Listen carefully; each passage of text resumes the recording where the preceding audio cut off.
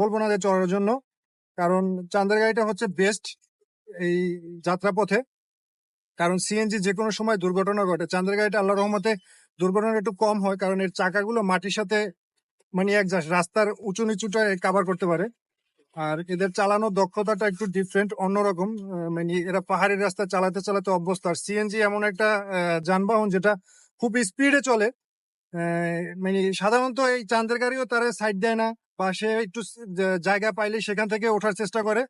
তো ওই সময়টাই আর কি বিপরীত পাশ থেকে, মোড়ের দিক থেকে বিপরীত পাশ থেকে যখন গাড়িগুলো আসে তখন সড়ক দুর্ঘটনাগুলো ঘটে।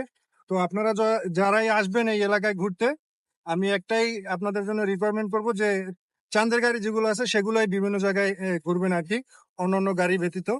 কারণ একটাই যে আপনার অ্যাক্সিডেন্ট বেশি হয় আর কি, এই জন্য। যাই হোক, বিষয়গুলো মাথায় রাখবেন। ধন্যবাদ।